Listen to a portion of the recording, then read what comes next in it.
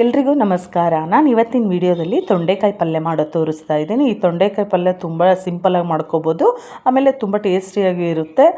ಇದು ರೊಟ್ಟಿ, chapati, ಅನ್ನಕ್ಕೂ side dish ಆಗಿ ಅನ್ನಕ್ಕೂ ಚೆನ್ನಾಗಿರುತ್ತೆ. ಇದು ತುಂಬ ಈಸಿಯಾಗಿ ಬೇಗನೆ ಮಾಡುವಂಥ ರೆಸಿಪಿ ಇದು. ಬನ್ನಿ ಆಗಿದ್ದರೆ ಇದಕ್ಕೆ ಏನೇನು ಬೇಕು ಅಂತ ನೋಡಿಕೊಂಡು ಯಾವ ಥರ ಮಾಡೋದು ಅಂತ ನೋಡೋಣ. ಫಸ್ಟು ನಾನು 1/4 kg ತೊಂಡೆಕಾಯಿನ ಉದ್ದುದ್ದ ಕಟ್ ಮಾಡಿ ಇಟ್ಕೊಂಡು ಕುಕ್ಕರಲ್ಲಿ ಇದನ್ನು ಒಂದು ವಿಜಿಲ್ ಹಾಕಿಸಿ ಇಟ್ಕೊಂಡಿದ್ದೀನಿ. ಸ್ವಲ್ಪ ಉಪ್ಪು ಮತ್ತು ಅರಿಶಿನ ಹಾಕಿ ಒಂದು ವಿಜಿಲ್ ಹಾಕಿಸಿಟ್ಕೊಂಡು ನೀರೆಲ್ಲ ಸ್ವಲ್ಪನೇ ನೀರು ಹಾಕಿ ಬೇಯಿಸಿಟ್ಕೊಂಡಿದ್ದೀನಿ. ಆಮೇಲೆ ಇದಕ್ಕೆ ಒಗ್ಗರಣೆಗೆ ಎಣ್ಣೆ, ಇದು ಸ್ವಲ್ಪ ಕೊತ್ತಂಬರಿ ಸೊಪ್ಪು, ಕಾಯಿ ತುರಿ, 1 ಟೇಬಲ್ ಸ್ಪೂನಷ್ಟು ಸಾಂಬಾರು ಪುಡಿ, ಇನ್ನು ಒಗ್ಗರಣೆಗೆ ಸಾಸಿವೆ, ಜೀರಿಗೆ, 1 ಟೇಬಲ್ ಸ್ಪೂನ್ ಉದ್ದಿನಬೇಳೆ, 1 ಟೇಬಲ್ ಸ್ಪೂನ್ ಕಡಲೆಬೇಳೆ, 2 ಬೆಳ್ಳುಳ್ಳಿ ಜಜ್ಜಿಟ್ಕೊಂಡಿದ್ದೀನಿ, ಸ್ವಲ್ಪ ಕರಿಬೇವು, ಹಸಿಮೆಣ್ಸಿನ್ಕಾಯಿ ಮತ್ತು ಈರುಳ್ಳಿ, ರುಚಿಗೆ ತಕ್ಕಷ್ಟು ಉಪ್ಪು.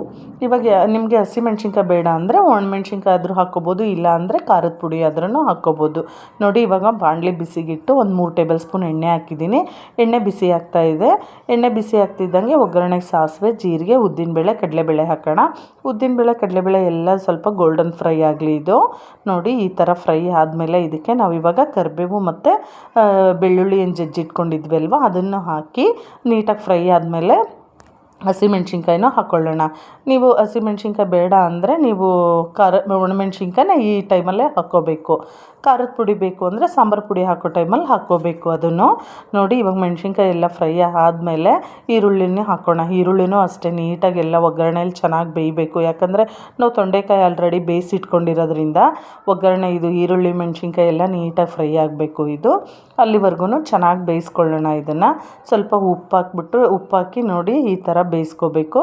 ನೋಡಿ, ಚೆನ್ನಾಗೆಲ್ಲ ಒಗ್ಗರಣೆ ಬೆಂದಾದಮೇಲೆ ನಾವೇನು ತೊಂಡೆಕಾಯಿ ಬೇಯಿಸಿ ಇಟ್ಕೊಂಡಿದ್ವಿ ಅಲ್ವಾ, ಅದನ್ನು ತೊಂಡೆಕಾಯಿನೆಲ್ಲ ಹಾಕಿ ಚೆನ್ನಾಗೆಲ್ಲ ಒಗ್ಗರಣೆಯಲ್ಲಿ ಮಿಕ್ಸ್ ಮಾಡ್ಕೊಳ್ಳೋಣ.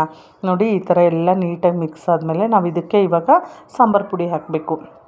ಸಾಂಬಾರು ಪುಡಿ ನಾನು 1 ಸ್ಪೂನ್ ತೊಗೊಂಡಿದ್ದೀನಿ, ಸಾಕು. ಇಷ್ಟು 1/4 kg ಇದಕ್ಕೆ 1 ಸ್ಪೂನು ಸಾಂಬಾರು ಪುಡಿ ಹಾಕಿದ್ದೀನಲ್ವ, ಅದು ಸ್ವಲ್ಪ ಎಲ್ಲ ಹಸಿ ಸ್ಮೆಲ್ ಹೋಗೋವರೆಗೂ ನೀಟಾಗೆಲ್ಲ ಲೋ ಫ್ಲೇಮಲ್ಲೇ ಇಟ್ಕೊಂಡು ಚೆನ್ನಾಗೆಲ್ಲ ಮಿಕ್ಸ್ ಮಾಡೋಣ. ಮಿಕ್ಸ್ ಮಾಡಿ ಸ್ವಲ್ಪ ಉಪ್ಪು, ಇನ್ನೊಂದು ಸ್ವಲ್ಪ ಉಪ್ಪು ಬೇಕಾಗುತ್ತೆ. ನಾನು ತೊಂಡೆಕಾಯಿಗೆ ಸ್ವಲ್ಪ ಹಾಕಿದ್ದೆ, ಒಗ್ಗರಣೆಗೆ ಸ್ವಲ್ಪನೇ ಹಾಕ್ಕೊಂಡಿದ್ದೆ. ಇವಾಗ ಇನ್ನೊಂದು ಸ್ವಲ್ಪ ಉಪ್ಪು ಬೇಕು, ಅದಕ್ಕೆ ಉಪ್ಪು ಹಾಕಿ ಆಮೇಲೆ ಕಾಯಿ ತುರಿ, ಕೊತ್ತಂಬರಿ ಸೊಪ್ಪು ಎರಡನ್ನೂ ಹಾಕಿ ಚೆನ್ನಾಗೆಲ್ಲ ಮಿಕ್ಸ್ ಮಾಡೋಣ. ಇವಾಗ ನೋಡಿ, ಎಲ್ಲ ನೀಟಾಗೆಲ್ಲ ಮಿಕ್ಸ್ ಮಾಡಿ ಚೆನ್ನಾಗೆಲ್ಲ. ಆಮೇಲೆ ನಾವೇನು ತೊಂಡೆಕಾಯಿ ಬೇಯಿಸಿದ್ದು ನೀರು ಸ್ವಲ್ಪ ಹಾಕಿದ್ದು ನಾನು ನೀರನ್ನ ವಿಜಿಲು ಹಾಕಬೇಕಾದ್ರೆ ಕುಕ್ಕರ್ಗೆ, ಇದಕ್ಕೆ ಇನ್ನೊಂದು ಸ್ವಲ್ಪ ಡ್ರೈ ಆಗುತ್ತೆ ಅಂತ ನಾನು ಅದೇ ನೀರನ್ನ ತೆಗೆದಿಟ್ಕೊಂಡಿದ್ದೆ. ಸ್ವಲ್ಪ ನೀರು ಹಾಕಿ ಚೆನ್ನಾಗೆಲ್ಲ ಮಿಕ್ಸ್ ಮಾಡಿ 1-2 ನಿಮಿಷ ತಟ್ಟೆ ಮುಚ್ಚಿಬಿಟ್ಟು ಬೇಯಿಸ್ಕೊಳ್ಳೋಣ. ನೋಡಿ, ಈ ಥರ ಚೆನ್ನಾಗೆಲ್ಲ ತಟ್ಟೆ ಮುಚ್ಚಿ 1-2 ನಿಮಿಷ ಲೋ ಫ್ಲೇಮಲ್ಲೇ ಇಟ್ಟು ನೀಟಾಗೆಲ್ಲ ಬೆಂದಿದೆ. ಇವಾಗ ಪಲ್ಯನೂ ಇವಾಗ ಟೇಸ್ಟ್ ನೋಡ್ಕೋಬೋದು. ನಿಮ್ಗೆ ಇನ್ನೊಂದು ಸ್ವಲ್ಪ ಏನಾದರೂ ಉಪ್ಪು ಅದು ಬೇಕು ಅಂದರೆ ಹಾಕ್ಕೊಳ್ಳಿ.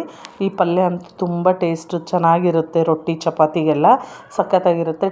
ಆರೋಗ್ಯಕ್ಕೂ ತುಂಬ ಒಳ್ಳೆಯದು ಈ ಪಲ್ಯ. ನಿಮಗೂ ಈ ವಿಡಿಯೋ ಇಷ್ಟ ಆಗಿದ್ದರೆ ಲೈಕ್ ಮಾಡಿ, ಶೇರ್ ಮಾಡಿ, ಸಬ್ಸ್ಕ್ರೈಬ್ ಮಾಡಿ. Thank you.